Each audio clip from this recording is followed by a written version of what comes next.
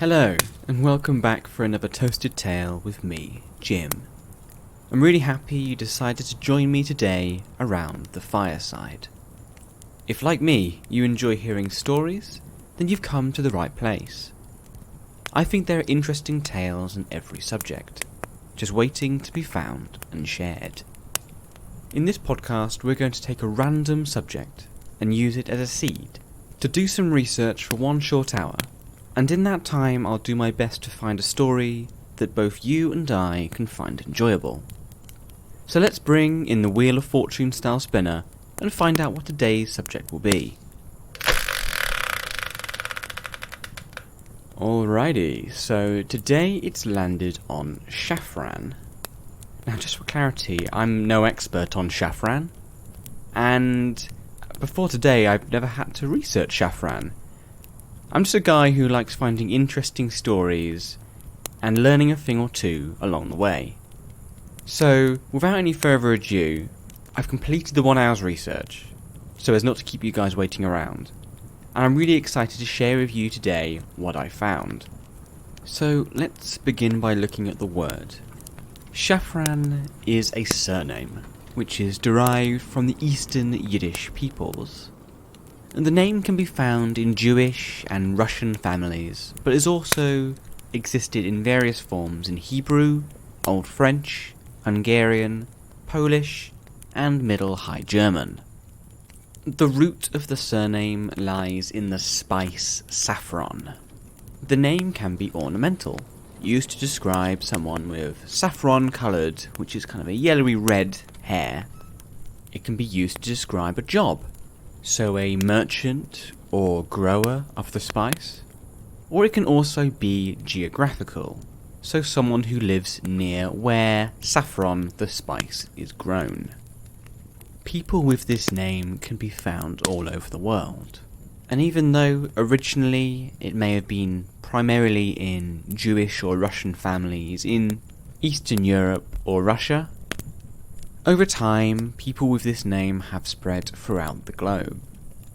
Interestingly, as well, the country which has got the highest number and density of people with the surname of Shafran is strangely Sri Lanka, with the United States and Ukraine coming in second and third place. A few more Shafran-related statistics for you, if you'd like. If you are wondering what the religious devotion is of those holding the surname of Shafran, well, in Russia, you've got a 92% of those people with that name who follow principally Orthodox Christianity. In Belarus, you've got 43% following Catholic, and in the Ukraine, you've got 71% of people following Orthodoxy as well. What about political leanings? Well, in the United States, those who have the surname of Shafran are 43.16% more likely to be registered with the Democratic Party than the national average. This is further compounded with the fact that 96% of people with this name are registered with that political party. And how much do Shafrans earn? Well, it varies wildly, of course, but in the United States, they earn about 33.7% more than the national average, and that's about $57,000 US per year. And in Canada, they earn 57% more than the national average, earning about 78,000 Canadian dollars per year. All very positive stuff. But what about the spice that the name's based off? Well, saffron is one of the world's most expensive spices. Its costliness has to do more with harvesting, with only a small amount of each saffron flower being used. And of course, the thing that's really propped up its high cost is that the harvesting of it must be done entirely by hand. Saffron is derived from the flower of Crocus sativus, commonly known as the saffron crocus. It probably descends from the wild saffrons originally in the island of Crete or mainland Greece, but its earliest origins are disputed, with many countries around the world claiming that they were the first. In recorded history, under the reign of the 6th century king Ashurbanipal of the Assyrian Empire in modern-day Iran. Saffron was referenced in its botanical treatise as one of the spices that it grew and traded. As you can imagine, with such a vividly coloured spice, one of saffron's first ever uses was to dye textiles. Examples of these can be seen in the bright orange robes worn by Buddhist priests in India, which make up the traditional image you would get in your mind when thinking about monks of that religion. Other uses for the spice historically are referenced to ancient Greeks and Romans using saffron as perfumes to make them smell lovely and fresh. Also, in ancient medicine, Galen and Hippocrates, two forerunners of modern medicine, mentioned how, as a medical treatment for coughs, colds, stomach ailments, insomnia, and more, can be relieved by the use of saffron. And finally, modern cuisine, where saffron is used throughout the world in different cultures for meals of all kinds. And so, where can you find all the saffron? Well, global production is mainly focused in Iran, which accounts for some 90% of the annual harvest. So if you're interested in getting into the saffron growing business, Iran's the place to be. So we know a little bit about the name. We know about what it's based on. So what about some important people who have had the surname of Shafran through the ages? I have 5 individuals who I think are worth taking a greater look at. First we have Alexandru Shafran, a Romanian and after 1948 Swiss rabbi. As the chief rabbi of Romania between 1940 and 1948, he was one of the prime people of that faith at that time. In September 1940, Romania allied with Nazi Germany during the Second World War, and in the country, under their allies' influence, began introducing anti-Jewish laws. Alexandru started working at that time to fight against these measures. Desperate for allies, Alexandru appealed to the Patriarch of the Romanian Orthodox Church, Nicodem Munteu, and they were able to put pressure on the government to revoke the orders forcing Jews to wear yellow identification bands, like German and Polish Jews had been asked to wear similar bands previously. Shortly thereafter, the government dissolved all Jewish organisations, and so Shafran and other Jewish leaders formed an underground Jewish council. In the year 1942, Shafran used all his contacts with ambassadors, notably the Swiss René de Weck, the Queen Mother at the time of Romania, Elena, and other church officials, including the papal Nuncio Andrei Casulo, to convince Ion Antonescu, who was the current Romanian marshal and leader of the country during the wartime, to resist German demands for the wholesale deportation of Jews. As World War II continued, the Jewish Council organised efforts to aid and lobby for the return of Jews deported to Transnistria.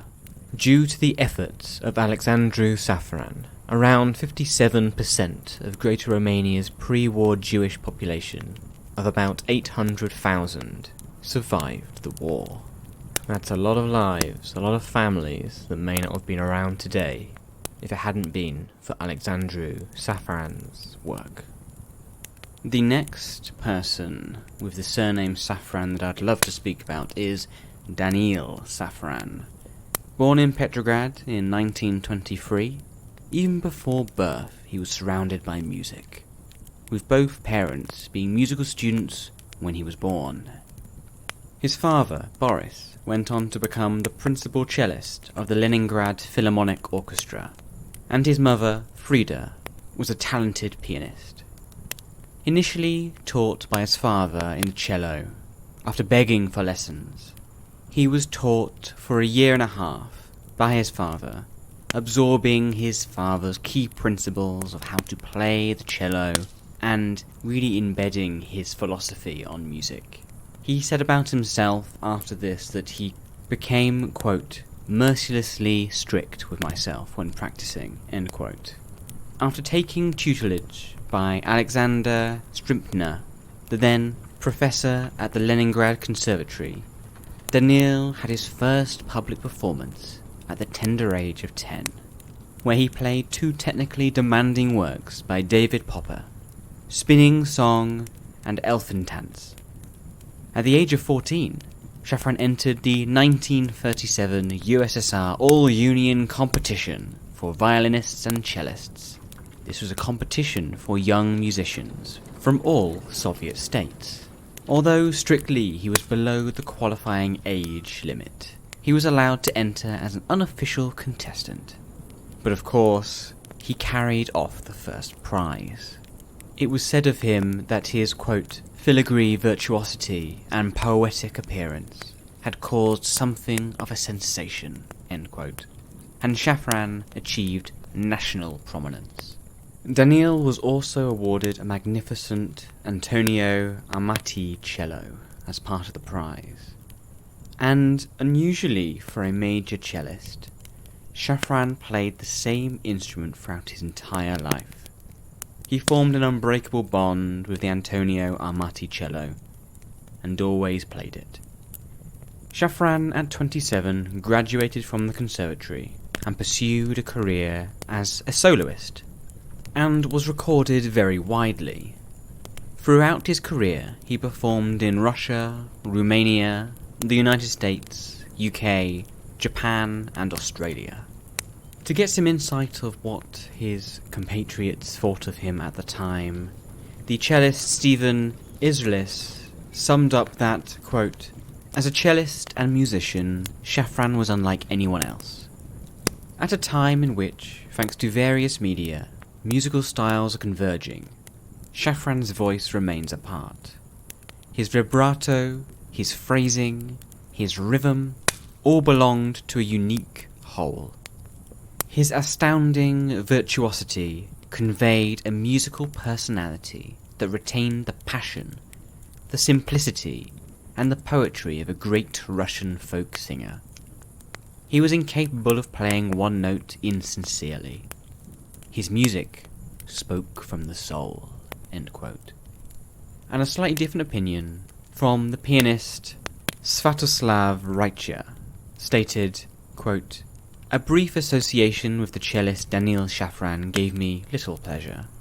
He was a great cellist, with a distinct tone, but whenever he played, you always had the impression that he was thinking only of the moment when he would have an interesting high note that he could hold on to and produce an attractive sound.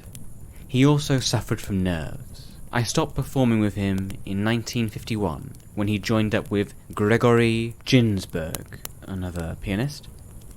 As a musician, if not a cellist, Rostropovich was incomparably more interesting, an artist of far greater stature.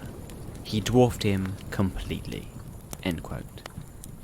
He was referring to another great cellist at the time. And so, while a prodigy, Daniil had, like many famous people, his admirers and detractors. What's certain, though, was that he was technically brilliant and wowed audiences across the world.